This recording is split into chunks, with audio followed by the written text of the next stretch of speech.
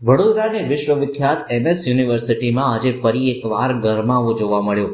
વિદ્યાર્થીઓને ડિગ્રીની સોફ્ટ કોપીને બદલે હાર્ડ કોપી આપવાની માંગ સાથે એનએસયુઆઈ દ્વારા યુનિવર્સિટીની હેડ ઓફિસને તાળાબંધી કરવાનો પ્રયાસ કરવામાં આવ્યો હતો।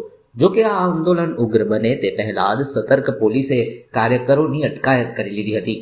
વિદ્યાર્થી નેતાઓનો આક્ષેપ છે કે ડિજિટલ યુગના નામે વિદ્યાર્થીઓને મુશ્કેલીમાં મૂકવામાં આવી રહ્યા છે અને યુનિવર્સિટી પ્રશાસન મનસ્વી નિર્ણયો લઈ રહ્યું છે।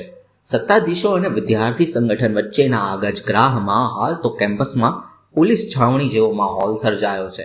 5 વર્ષથી એનએસયુઆઈ સંગઠન વારંવાર રજૂઆત કરવામાં આવી રહી છે વીસી સાહેબને કે વિદ્યાર્થીઓને હાર્ડ કોપીમાં આઈડી કાર્ડ આપવામાં આવે, પરંતુ આ જાડી ચામડીના સત્તાધીશો વારંવાર આ રજૂઆતને ક્યાંક ને ક્યાંક સાઈડ પર મૂકી દે છે।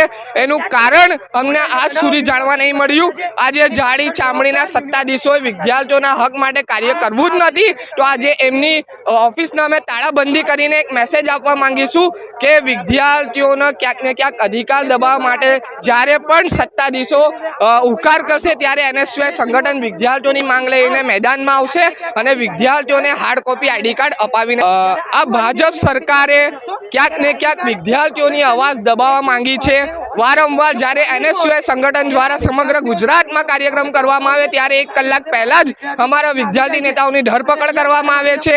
આ સરેસર વિદ્યાર્થીઓના અવાજને દબાવવાની માંગ આ લોકો કરી રહ્યા છે, તો એનએસયુઆઈ સંગઠન આજે એમની સામે પણ ઘર્ષણ કરશે અને વીસી ઓફિસની તાળાબંધી કરશે।